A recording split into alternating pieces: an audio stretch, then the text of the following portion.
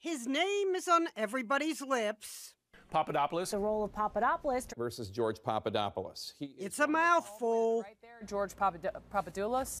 But instead of just pronouncing it wrong, imagine calling the wrong Papadopoulos a real slime ball. This George Papadopoulos was having a bad day on Twitter because he shares the name of the Trump advisor who lied to the FBI. Let me tell you about Papadopoulos. The wrong Papadopoulos is a certified financial advisor who's getting tweets like, "Why are you helping the Russians?" and "You are going to jail for a very long time, dude." In response, the wrong George has been using exclamation points a lot.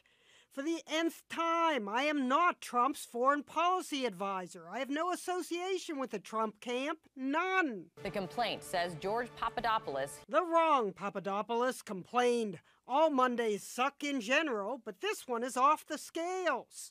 When someone tweeted, perhaps joking, "Can't wait to watch you try to wriggle out of this one," the wrong George replied, "I am not that guy. Visiting my mother in Greece now, and can assure you I am getting so fat eating the dishes she makes me, so no wiggling."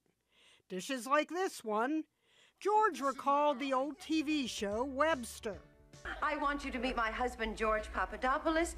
George tweeted, "I used to hate it. Now it does not seem bad.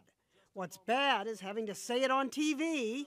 Tell us, first of all, more about the case against George Stephanopoulos, Papadopoulos, I should say. Stephanopoulos, Papadopoulos, both George. The best tweet came from a certain John Kelly, who shares the name of the president's chief of staff, tweeted the wrong Kelly to the wrong Papadopoulos. "I feel your pain, George." Ginny Mo, CNN, New York.